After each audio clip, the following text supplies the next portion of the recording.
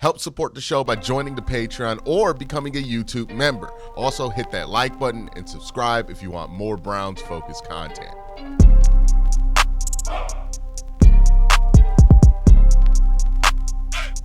What is Kenny Pickett, right? That is a question that I have purposely not given much thought to during this offseason process because I am not a big fan of Kenny Pickett. I was somebody who stood on the table in the prep of the 2022 draft before the Browns had traded for Deshaun Watson and, made it clear that I didn't even think Kenny Pickett was worth a first-round pick or second-round pick. I thought he was a third-round pick. I've made it clear to Steeler fans that I think Kenny Pickett was a lot more comparable to Colt McCoy than Kirk Cousins, and I still stand by that. So it's really an awkward position I'm in with Kenny Pickett being on this team, and I have to ask myself this question. What is Kenny Pickett supposed to be on this team? Right? Because how I feel about Kenny Pickett being on this team changes dramatically based on the role he's asked to fulfill. If they're going to look at me dead in the eye and say Kenny Pickett is going to start for us for this year and maybe even next year, I think that's a god-awful plan.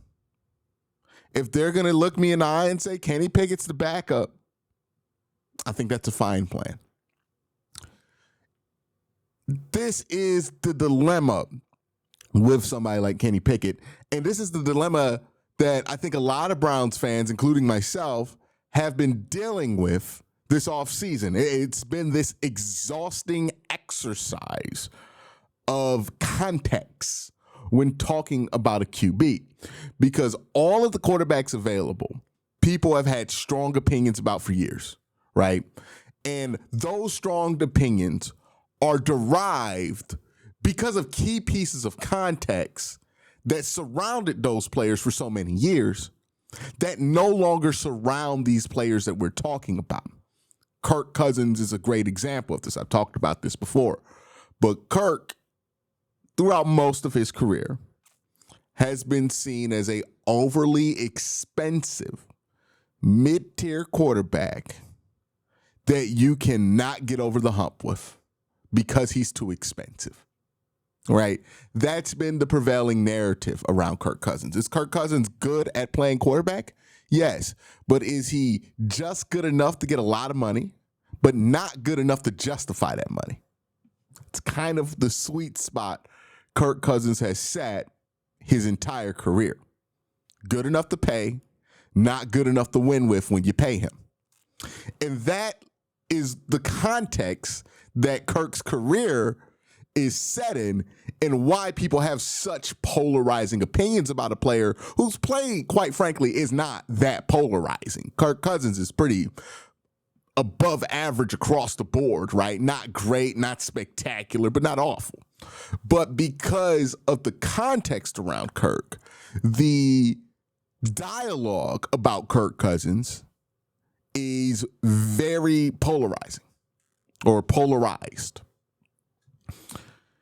But if we talk about Kirk Cousins today, and this is my main point, right? I've never been a Kirk Cousins is worth $50 million guy ever. I've never been Kirk Cousins. You could win a Super Bowl with him. I've always been a detractor to those arguments. But I find myself in the position where I look around at the Browns quarterback room and think to myself, bringing in Kirk Cousins makes sense. Now, how does somebody like me, who is not a fan of Kirk, never been a fan of Kirk, when the Browns were looking for quarterbacks in 2022, I did not think Kirk Cousins was a good option to bring in, right? How does that, somebody sitting there, get to the place here where I'm like, no, I think Kirk is the best option possible? It's simple. Because the context around Kirk Cousins has changed. Right? When we were talking about Kirk in 2022, you're talking about paying him in the top 10% of salaries for quarterback. You're talking about treating Kirk as a top 10% 10 percentile quarterback, right? One of the 7 to 8 best quarterbacks in the NFL is what he has to perform to. Kirk's never going to be that. So if you're talking about signing Kirk to a 5-year deal worth $45 a year, I'm out. Didn't think that idea was great.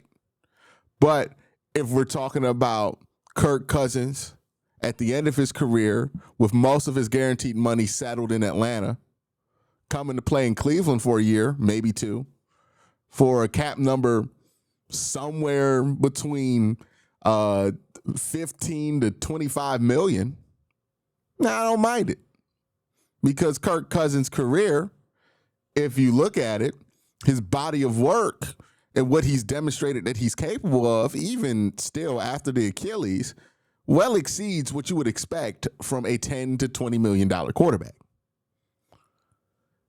The perception about Kirk Cousins was built around the context that surrounded him. But the thing about perception is that it usually lags behind context, right?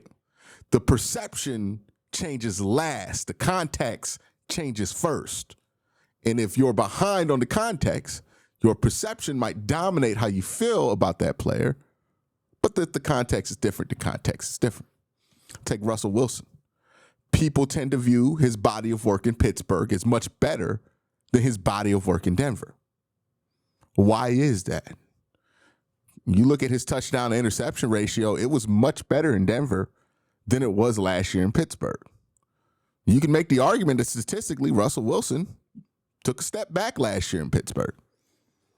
But the perception of it's different because Russell Wilson was being paid a ton of money. He was on the team that traded a ton of assets for him, and the best they could get out of him was a decent year. Goes to Pittsburgh, they're only investing $1 million on him. Him giving them that same stat line, or even worse stat line, quite honestly, felt a lot better because the context was different around Russ. Now the context around Russ is what, $10 to $20 million? Can he live up to those expectations? I don't think it's unlikely. But the perception of Russ is the guy that got traded for 3 first-round picks, is the guy that got the big-ass contract. But that's not the reality. It's not the context that surrounds Russell Wilson anymore. We can do this in the opposite direction, right? A lot of people want to bring back Joe Flacco for the Cleveland Browns. Why is it? It's the perception of Joe Flacco. The perception of Joe Flacco, especially in Cleveland, is the guy who had that magical run in 2023, who played lights out for a stretch of time. The context around Joe Flacco, though, is that he's 40. It was 2 years ago that he had that run. And 2 years ago, he was really, really old. Now he's super old.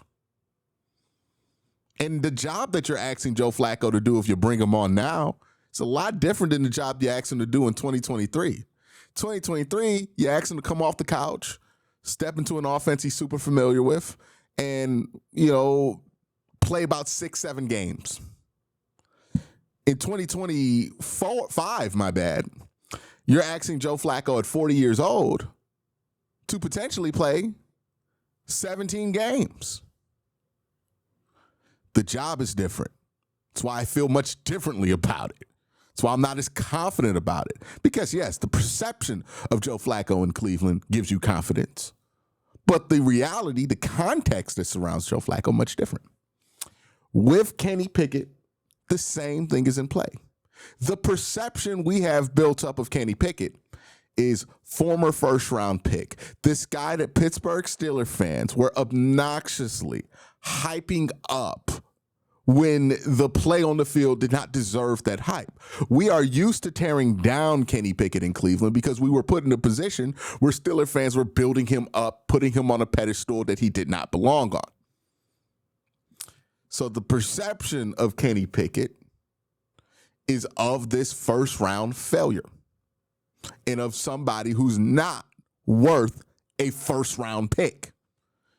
And the lens that we used to criticize Kenny Pickett was other first-round picks, but that's not the reality anymore for Kenny Pickett.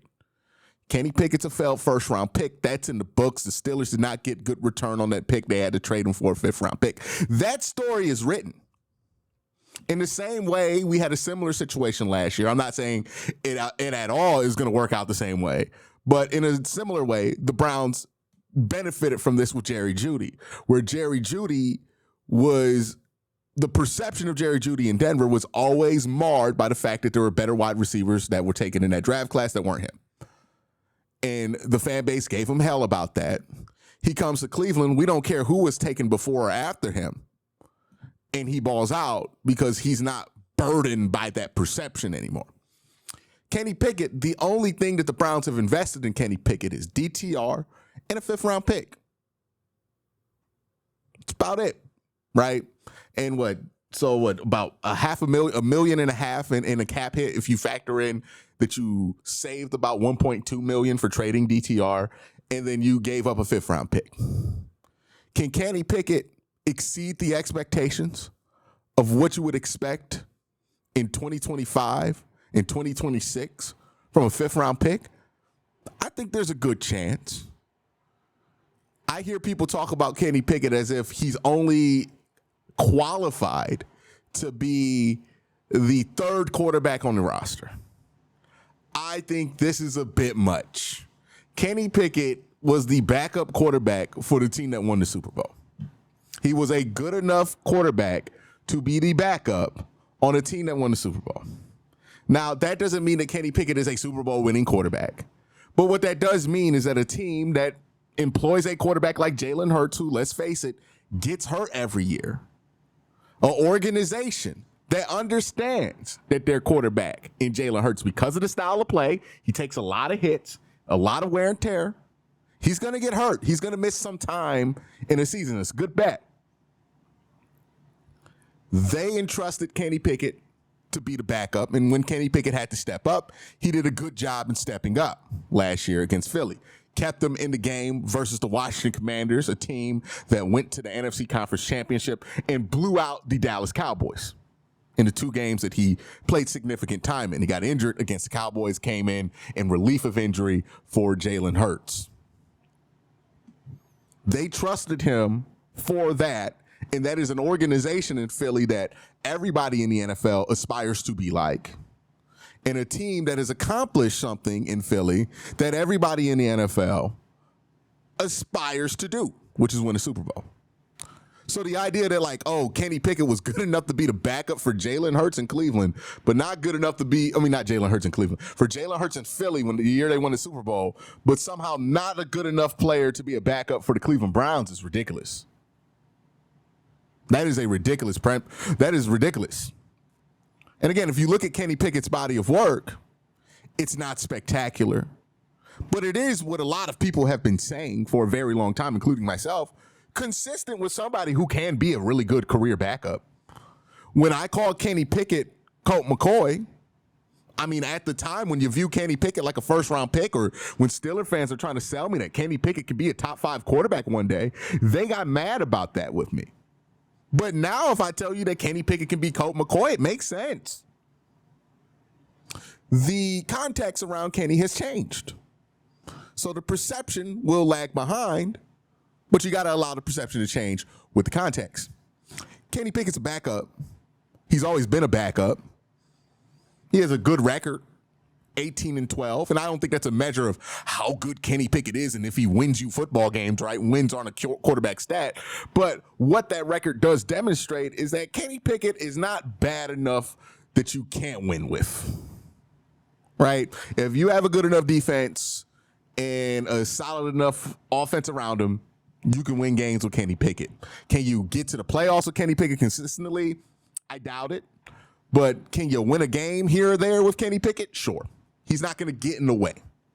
That is what a backup quarterback should do. But that brings us to the original question. What is Kenny Pickett's role in Cleveland? This is why I think getting Kirk Cousins matters a great deal to how I feel about this quarterback room. Because if you get Kirk Cousins, you might put him in a competition, but Kirk is the starter. And if Kirk's a starter, Kenny's the backup, and we're developing somebody like Jalen Milroe or Will Howard on the back end, that is a quarterback room I'm fine with.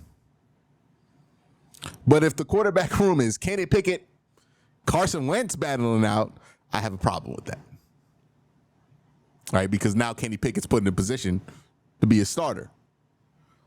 That is a context I'm not willing to live with for Kenny Pickett. So whenever you hear a name, or whenever I hear a name, this is what I try to do at least. I'm not going to tell you how to fan or whatever. Whenever I hear a name, and my instant reaction is, we all got those names where you hear their name and you're like, man, no, like I don't want that guy. Think about what has made that perception become that for you. What's the context around that perception? Challenge it and ask yourself, is that the same context we're talking about? Because when for years, if you brought up Kirk Cousins to me, I would have been like, nah, I don't want no damn Kirk Cousins. But that's with the context of him being a top 10% paid quarterback in the NFL. I didn't want Kirk getting that money. But if you get Kirk at a reduced rate, I'm more open to it. Right? Think about what builds up that perception. Kenny Pickett. For years. The idea of drafting that dude in the first round, oh, no. I literally celebrated when the Steelers selected him in the first round. I thought it was such an egregious overdraft. He was a third-round prospect all the way to me. Only had one good year at Pitt.